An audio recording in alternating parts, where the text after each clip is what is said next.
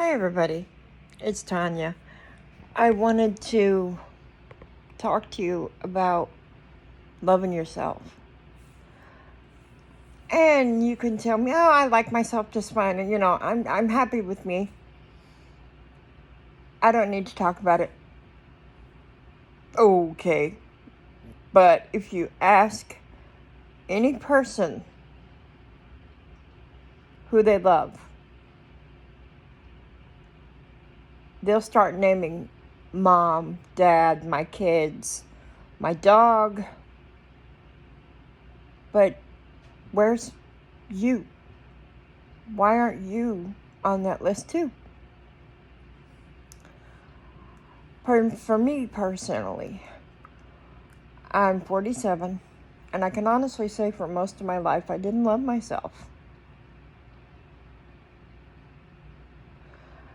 And it's a day-to-day struggle. I don't always love myself every day. I think part of that comes in my mind, and you can learn to love yourself more. But I think step one is you have to accept everything you've been through. Not just the good, but the good, the bad, and the downright ugly.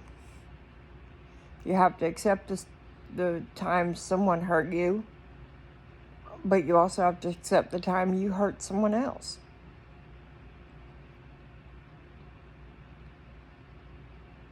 That's the hard part. Remembering everything you've been through and then accepting it. Don't judge yourself for it. You're not supposed to do that. Not in my world. I think when the Bible says, judge not, lest you be judged, I think we're also talking about ourselves. We are human. We're gonna make mistakes. I think the second part is learning to accept those mistakes. There's things I said to my best friend that I'll never be able to take back. Not only because they were spoken, and once you speak something, you can't take it back. Look at a lawyer in the court. He's got the jury over there. He's trying to get his client off. And maybe he'll say something he knows the prosecution's going to object to. Well, why did he say it? Because even though the prosecution objects, and the judge may say, throw that thought out or whatever, it's already been spoken, so it's in the minds of the jury regardless. They've heard it. And you can't erase words. You can't stitch up words like you can a wound. So when you think of those mistakes in your past, you have to think back and go, honestly analyze it. And go, okay, what could I have done better in this situation?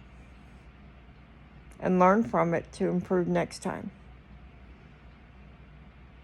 And you have to do that. You have to accept yourself and all your faults.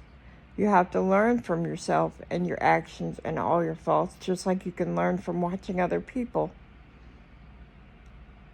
And you have to improve on next time. Because there's going to be another mistake. There is always a mistake. We are not perfect beings. There's only one perfect being. And we ain't it. But you also have to accept your physical self. And that's hard for a lot of people.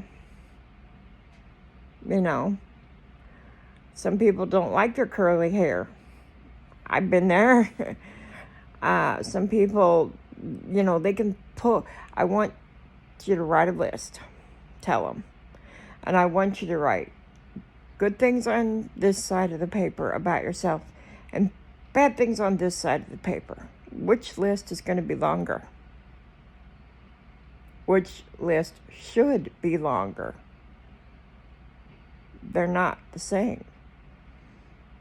The good things about you should be a longer list, but it's going to be the bad things that's the longer list. Why is that? I think we learn at a young age from society. This is what perfect is. This is what you're supposed to be. Be that model thin or nice and polite and quiet, which if that's it, I'm done. I've already failed that. I can be polite and nice. Quiet, forget it. If I have to be quiet, if I had to take any kind of vow of silence or someone told me to be quiet, my head would explode. It would. Yep. I can't do it. But that's part of me. You know. And you can't love and freely give enough love, in my view, if you don't love yourself first. You know, maybe you can accept others and give them love, but something's always going to be missing if you don't learn that you can love yourself. So there's your quick thought of the day. I hope everyone has a wonderful day. And learn to love yourself a little more. It's not as easy as you think. Bye.